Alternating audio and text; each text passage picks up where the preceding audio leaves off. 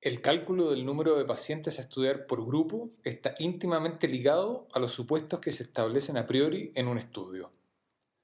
Una buena estrategia para comprender de qué depende el cálculo es utilizar una analogía, que es la modificación de una publicada en este sitio web. Voy a poner una situación hipotética. Tengo unos lentes a los cuales se les soltó un pequeño tornillo. Para repararlos necesito un destornillador pequeño, especial para este tipo de tornillos. Afortunadamente, creo tener dicho destornillador, solo que está en mi bodega en el sótano. Entonces, llamo a mi hijo y le pido que vaya a buscarlo por mí. Al cabo de un rato vuelve y me dice, el destornillador no estaba. ¿Qué puedo concluir frente a esta respuesta?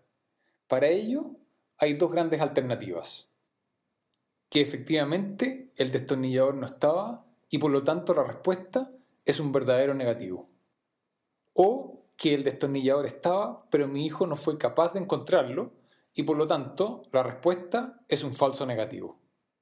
Esta disyuntiva hace reflexionar de los factores que pueden ayudar a que estas incertidumbres disminuyan. Veamos estos factores.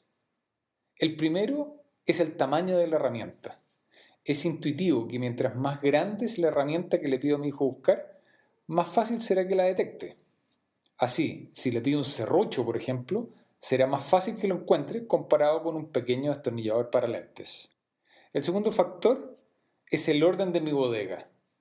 Mientras más ordenada está la bodega, más fácil será detectar la herramienta.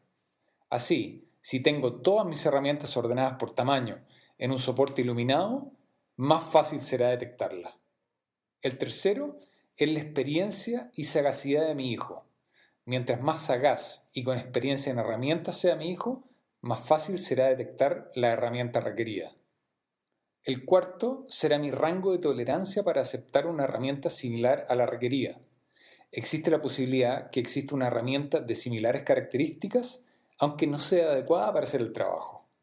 Y finalmente, ¿cuánto rato le toma a mi hijo encontrar la herramienta? Mientras más tiempo pasa en el sótano o mientras más veces baja, mayor es la probabilidad de encontrar la herramienta.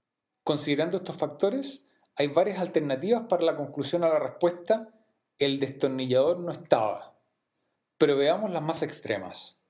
Si efectivamente la herramienta solicitada es el pequeño destornillador que está en una bodega pulcra y bien iluminada, donde baja mi hijo que es experto en herramientas y pasa varias horas buscando la herramienta, la probabilidad de que la herramienta efectivamente no esté es muy alta y por lo tanto le creo.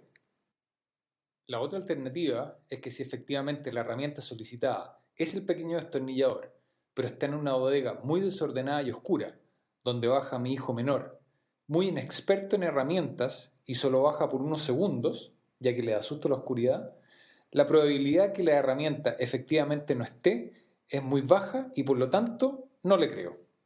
Así, las analogías para el cálculo de n son las siguientes. En primer lugar, el tamaño de la herramienta. Esta es la magnitud de la diferencia que ando buscando en un estudio. A mayor tamaño real de la diferencia entre los grupos, más fácil será encontrarla. El segundo factor será el desorden de mi bodega. Esta es la desviación estándar, o cuán desordenados o dispersos estarán los valores a buscar. A mayor desorden, menos probabilidad de detectar una diferencia. El tercero es la experiencia y sagacidad de mi hijo. Esto es el poder del estudio. En este caso, el estudio es que mi hijo baje al sótano.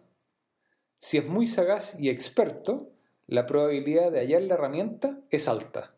Este factor, denominado poder, es inherente al estudio y se determina por 1 menos beta, que habitualmente es de 80%. El poder de un estudio es la probabilidad de rechazar la hipótesis nula cuando es falsa. En este caso, existe un 80% de probabilidades que detecte la herramienta solicitada. El cuarto factor es cuál será mi rango de tolerancia para aceptar una herramienta similar a la requerida. Existe la posibilidad que exista una herramienta de similares características, aunque no sea la adecuada para hacer el trabajo. Mientras menor sea mi rango de tolerancia, menos probable que tome una herramienta equivocada, es decir, que existe un falso positivo.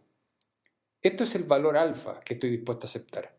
Habitualmente es de 5%. Así, alfa es la probabilidad de rechazar la hipótesis nula cuando es verdadera. En este caso, existe solo un 5% de probabilidades que la herramienta encontrada no sea la que realmente necesito. Con estos factores en mente, podemos determinar cuánto rato le toma a mi hijo encontrar la herramienta. Mientras más tiempo pasa en el sótano, o cuantas más veces baja al sótano, mayor es la probabilidad de encontrar la herramienta. Esto es precisamente el n. En resumen, para poder calcular el n de un estudio, se requiere de la magnitud de la diferencia a encontrar, la desviación estándar, el poder del estudio o valor 1 menos beta, que habitualmente es 80%, y la significancia o valor alfa, que habitualmente es de 5%. Estos valores son introducidos en calculadoras de fácil acceso en la web para poder hacer nuestro cálculo de n.